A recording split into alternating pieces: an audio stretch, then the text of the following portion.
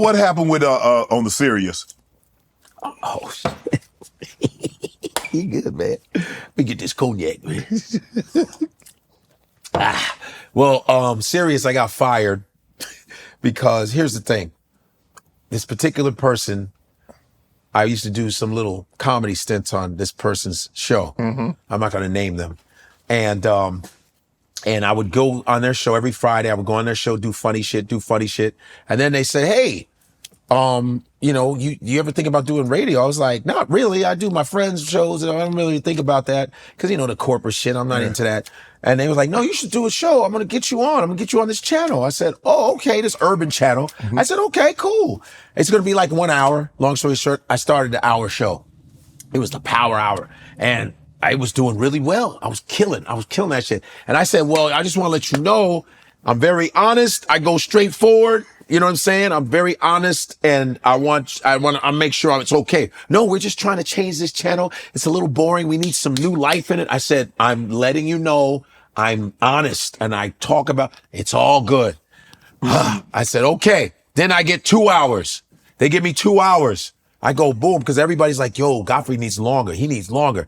2 hour show. I get prime time, 6 p.m. to 8. You know what I'm saying? Mm-hmm. That's traffic. Start doing really well.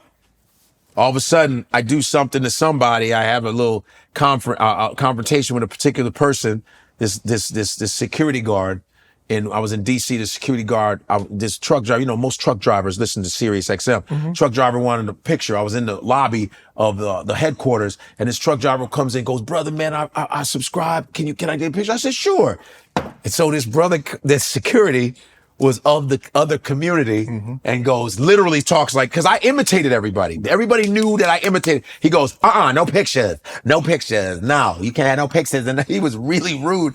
And I said, all right, but you ain't got to yell at me. Damn, he just wanted a picture. So he couldn't take a picture. The truck driver is pissed off. And so I go up to do another show, and the person that's interviewing me said, yo, you look a little mad. I said, yeah, there was this security dude down there talking about, no picture, I'm imitating. Right. And I said, remember, I'm not making fun of the community. I'm making fun of the way this guy talked to me. And I said, you know what? He kicked that guy out. They should have dragged him by his braids and threw him out. That's what I said. And then I got fired the next day. For that. And I talk shit all the time, but I got fired for that. Wow. Done. So I was like, but in a way though, I wouldn't have done that Steve Harvey thing. That wouldn't have went viral. If I didn't get fired, I wouldn't be on a podcast doing the Steve Harvey thing. So it was a blessing in disguise. Wow. So go suck my, no. So let me get this right. Suck your mother. You tried to do Saturday Night Live, Def Comedy Jam. Oh, Def Comedy Jam never chose me. God. I'm trying to figure out how the hell you sitting on my couch. You ain't got chose for nothing. What the hell? But this is about the most underrated comedian, isn't it? You didn't get chose for shit. I'm surprised I'm here. Like, this ain't even gonna show. Yo, Def Jam skipped me. I auditioned many times and did well. They never chose me for. Somebody told me, what's his name? Told me, should I bring out names? Go ahead, sure. Bob Sumner told me he was the guy that you got through him to get to Jeff. He said, yo, you're not ghetto enough. I go, I'm not from the ghetto, but I'm not from wealth either. Right. But I'm not from the ghetto. I'm a normal dude. Right. But I'm funny. You've sent me to every other room. There was a room called the Peppermint Lounge, which Bill Bellamy hosted. Mm-hmm. Bill Bellamy hosted that shit, and I did well in that bitch. I was doing all the rooms in Brooklyn, and they just never chose me. They chose everybody around me. They had Dion, Corey, everybody around me, but he never chose me. I don't know what the reason was. I was like, I guess, but this is the story of my life. They didn't choose me. SNL, the first time I auditioned, didn't get it. Then another time, didn't get it. And the third time, didn't get it. So I don't know. Because people say, how are you coming? You're not SNL. And a guy told me this. A guy who was a member of SNL. He told me, he said, I was at your audition the first time you did it, and I know the reason why you didn't get it. I know the reason why. He says, your performance was strong as shit. It was strong. And they don't want to see that. That's what I was told. He said, remember what Eddie Murphy did with SNL? Yeah. They go, they don't want that. That's what he told me. And I'm like, you know what I mean? I was like, oh, okay. I don't know.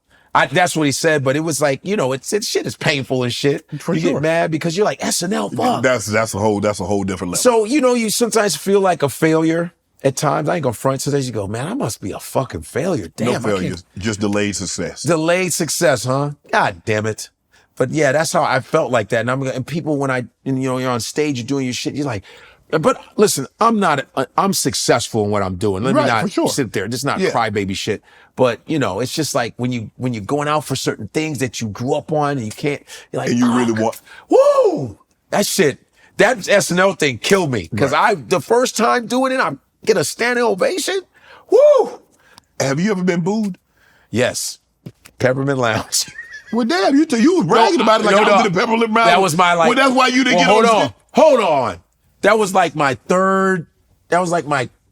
about my fifth or sixth time doing Peppermint Lounge. And I got booed because this dude was talking shit and I started getting on him and he was related to a lot of people and they started booing my ass. They was like, yo, that's my cousin, man. Get the fuck out of boo. So they started booing me. Oh, okay. Right? I was doing okay at the beginning because I was used to the place. Right. This is Newark, New Jersey. This is New Jersey, East Orange, New Jersey. Not Newark, East Orange, New Jersey. Okay, yeah. Get everybody, even Anthony Mason was in the audience. Anthony Mason, the Knicks, talking shit. Everybody was there. And so some dude was like, yeah, you corny as hell. I said, yo, shut. And cause I was comfortable. So I started talking shit. Then everybody started booing me. But this is what I did when they booed me. I did the end of Scarface. When Scarface, I was like, oh, it's okay. And I was doing this, and they started laughing again. Right. But then they were like, no, nigga, boo. They rebooed me. They rebooted me. That was the only time I got booed. We ain't laughing no more. And they're like, you almost got it, boy. But knock on wood, I've really never been booed before. Just on that time. I've never been booed. I've had sets that maybe aren't as good as some other, but I've been fortunate where, I don't really get booed. What's your craziest story, stand-up story? Oh, yeah. I studied martial arts for 10 years. Hapkido, okay? Hapkido. Shout out to Master David Herbert, my pseudonym. I studied in New York 10 years, so I was really into martial arts. And I remember I was hosting at this club, Comedy Cellar. I was hosting, and this dude was talking shit, right? He was talking shit. And him and his girlfriend were both heckling me. And I was like, yo, y'all be quiet, yo, chill out. I'm gonna get in your ass. Chill out. They go like, woo, woo. And then I went, laid into him. Bang, bang, bang, bang. Right? Place went crazy. And I said, y'all ready for more show? I bring up Louis C.K. Bam, Louis goes up. So I come outside because you can come, it's downstairs. So you come right outside. Yeah. I'm standing outside just chilling. And the dude that I just shit on comes outside. And he's like, yo, man, I didn't appreciate what you fucking said to my girlfriend. I said, but you was talking and I kept warning you, it was fun. What the fuck, man? He goes, nah, you gotta apologize. I said, man, I ain't doing, fuck that. Oh, he wanted you to apologize to his girl. I was like, man, I ain't doing shit. He goes, well, you weren't that funny. I said, but you both are average looking anyway, and you lucky I didn't, that's what I said. Yeah. So he said, what? I said, you heard the fuck? I said, now I'm into martial arts, so I'm like, right? So, and I can't make this up. The day before that, we was working on attacks when people attack you in my dojo. When people tackle you and stuff. So we was practicing that shit like over and over. And my master's like, you never know how they can. I said, they really come at you like this? He goes, it can happen all ways. We're gonna come from the side. We're gonna do all kinds of shit. We're gonna do different defense mechanisms. And when I tell you this dude ran at me, he ran at me exactly the way we was practicing. His mother would say, what? I said, that's what we learned. You're like, thank you. And it was like slow motion. And that motherfucker came at me and I don't fight. I don't get into fights. Some people got a lot of fight. Did you fight a lot? No. I never fought a lot. And so this motherfucker attacked me, came and tried to tackle me in the street. But he grabbed me, and so I learned you can flip somebody on their back. You use their momentum. So I used the momentum, and I flipped him on his back. Bang, right in the middle of the street. And I'm like that, yo, that shit worked. So I'm on top of him like this, but I'm like, this is a white dude. Right. But if the police see me, they're gonna get me first. So I was like, yo, my man, yo, chill, man. I'm still working, man. Yo, leave me the fuck alone. And, I'm nervous. Right. So I'm like, damn. He goes, yo, get the fuck off me. I said, yo, leave me alone. So I get off him, right? Yeah. So this motherfucker rips my shirt. I'm hosting, rips my shirt. So my shirt is ripped. Okay. There's a t-shirt store right next to us, right? There's an Indian man in the window washing the shit, right? And so people are, people get around, oh shit. So I square up with this motherfucker. This motherfucker's coming at me. So I was like, dude, his hands are down. So I could kick really fast. Right. So I was like, yo, I could kick him in the face. So they were like, get him, bomb, caught him, knocked him out. Pow, caught him. It was a roundhouse kick, bomb, caught him on a lefty, pop, caught him. He fell into the gate, bomb, and I ran to the t-shirt shop. Yeah. And the guy's like, motherfucker, you kicked that motherfucker so quickly. How do you do that? That was great. That was a great kick, man. What the fuck was that? And I bought a Bruce Lee shirt that had "Wata" on the back. Yeah. I can't make this up. So I go back. So I go downstairs. Louis C.K.'s getting off stage, and everyone goes, "What happened to your shirt?" Hey, don't even worry about it. I love Bruce Lee.